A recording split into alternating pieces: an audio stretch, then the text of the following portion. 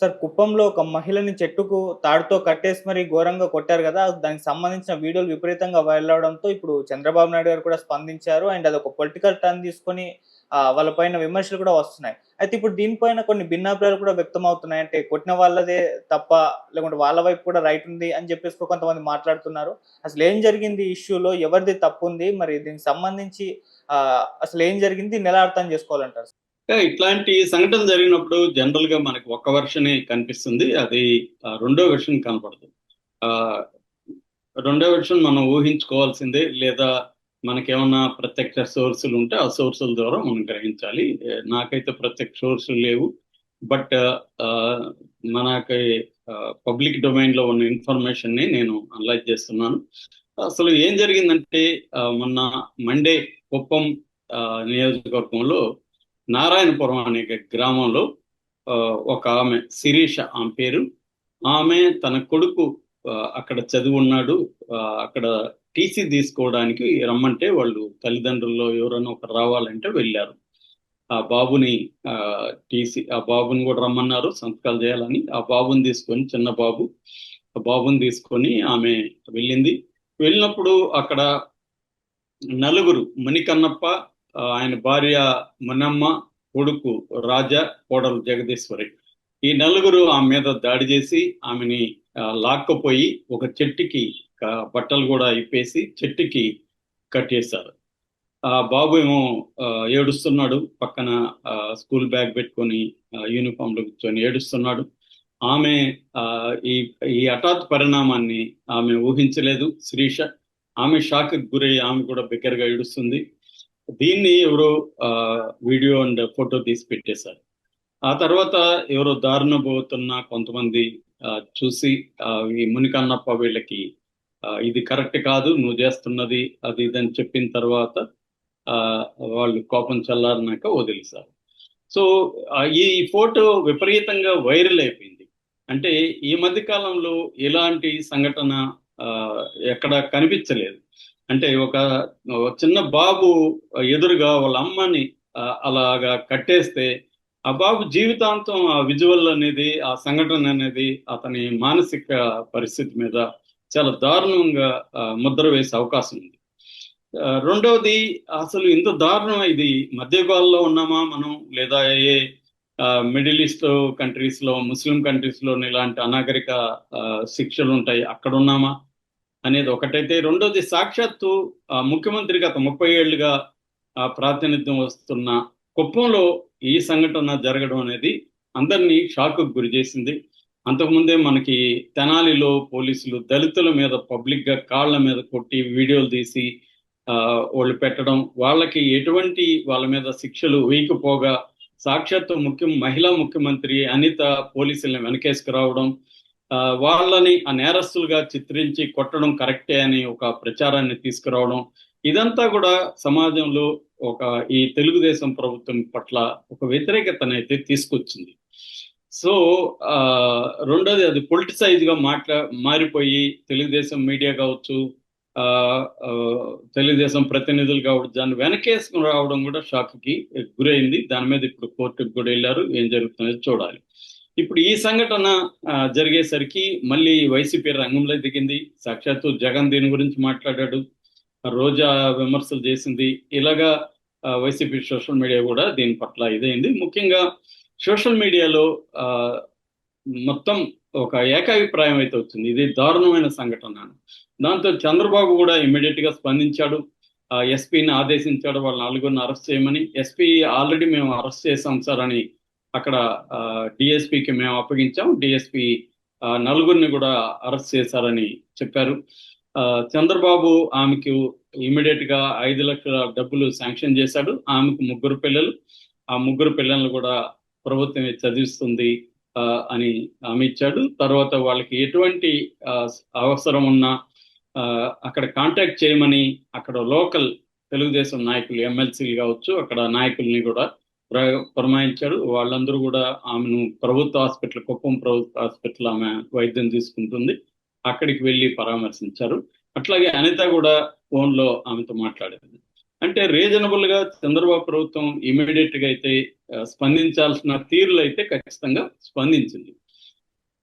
అయితే దీని వెనక ఈ సంఘటనను మనం ఎలా అర్థం చేసుకోవాలి? ఇది ఒక ఇండివిజువల్ సంఘటనైనా దీని వెనక ఎటువంటి కారణాలు ఉన్నాయి, అసలు ఏం జరుగుతుంది సమాజంలో అనేది మనం చూస్తే, అసలు ఎందుకు ఈమెను కట్టేశారు ఈ నలుగురు అంటే, ఈ ఈమె భర్త ఆ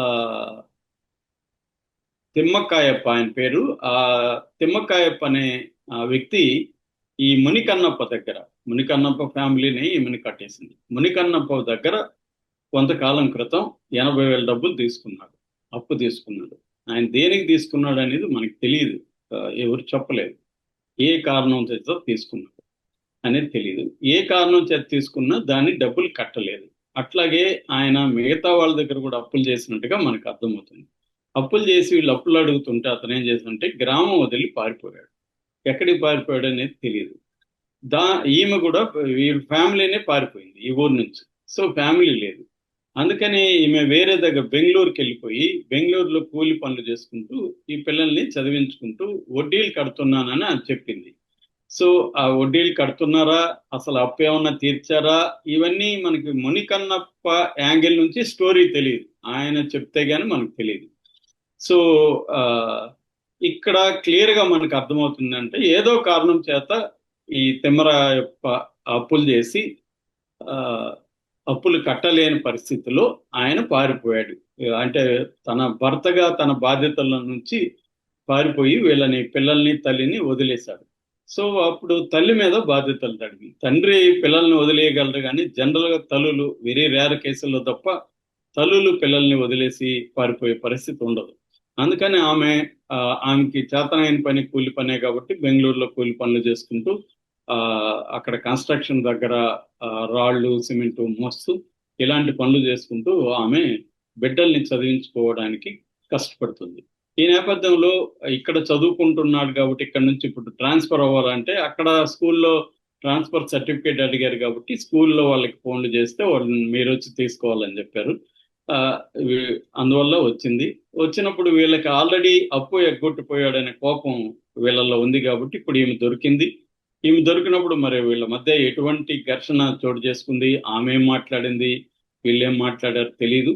సో ఏదేమైనా ఆ ఘర్షణలోంచి వాళ్ళకి కోపం వచ్చింది. కోపం వచ్చి వాళ్ళు ఇటువంటి ఒక దుర్మార్గానికి తెగబడ్డారు. ఖచ్చితంగా ఇది దుర్మార్గమే.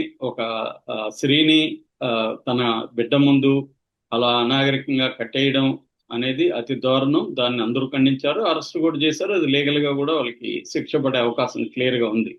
చంద్రబాబు ప్రభుత్వం కూడా స్పందించింది.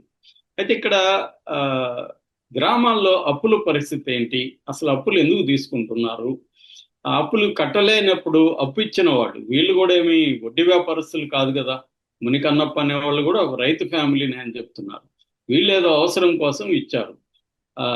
మామూలుగా విలేజ్లో ఏంటంటే 1 రూపీ 2 రూపీ ఇంట్రెస్ట్ తీసుకొని ఇస్తుంటారు అప్పులు. వాళ్ళు ఒక్కోసారి కట్టలేనప్పుడు గొడవలు జరుగుతుంటాయి. అసలు ఇది ఎప్పటి నుంచి, ఈ కొన్ని వందల ఏళ్ళ నుంచి కూడా ఇదే జరుగుతుంది. స్వాతంత్రం వచ్చినాక కూడా పెద్ద మార్పు లేదు మన దేశంలో ఈ అప్పుల విషయంలో. ఇది ఈ మధ్య ఇంకా పెరిగిపోయింది.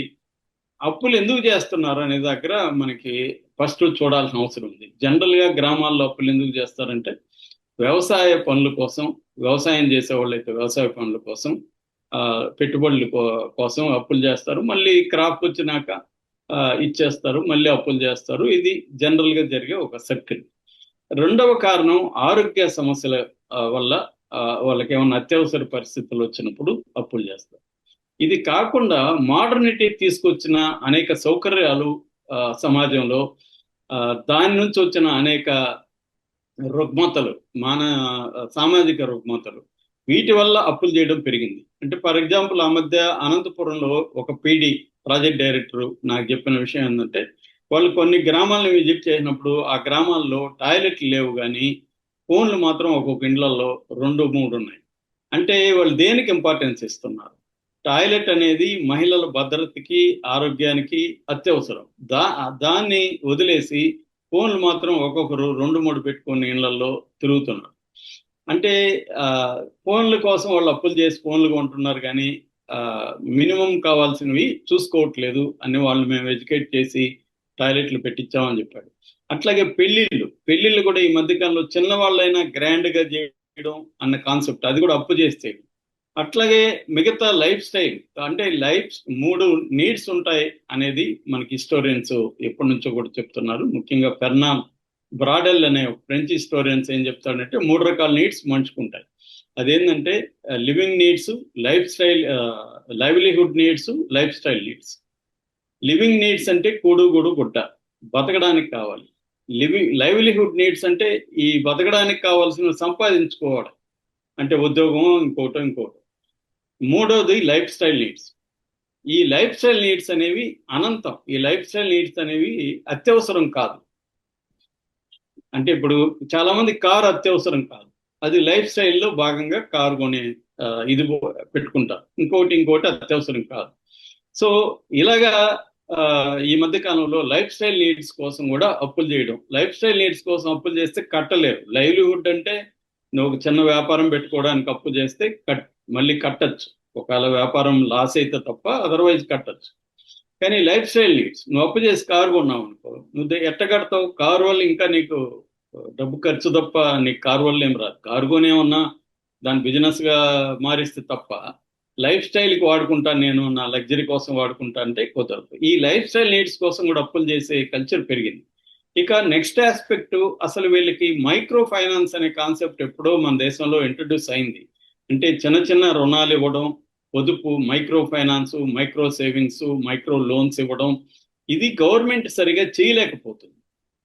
అందరికి అందుబాటులో మైక్రో ఫైనాన్స్ ఉంటాయి. ఇప్పుడు ఈ 80,000 ఇతనికి మైక్రో ఫైనాన్స్ లో ప్రభుత్వం కానీ ఇచ్చునుంటే ఇతను ప్రైవేట్ వ్యక్తుల దగ్గర చేయాల్సిన అవసరం లేదు. సో ఇటువంటి ప్రాబ్లమ్స్ అన్నీ కూడా ఈ ఇష్యూ చుట్టూ ఉన్నాయి. అవన్నీ కూడా చర్చ జరగాలి. ఓన్లీ సంఘటనలో మునికన్నప్ప ఫ్యామిలీకి మాత్రమే శిక్ష పడితే ఈ సమస్య సాల్వ్ కాదు. దీని వెనుకున్న సమస్య ఏంటనేది చూడాలి. అట్లాగే ఓవరాల్ గా ఇష్యూలో బర్డన్ ఎవరి మీద పడింది? భార్య మీద, శిరీష మీద. అతనేమో ఎస్కేప్ అయిపోయాడు.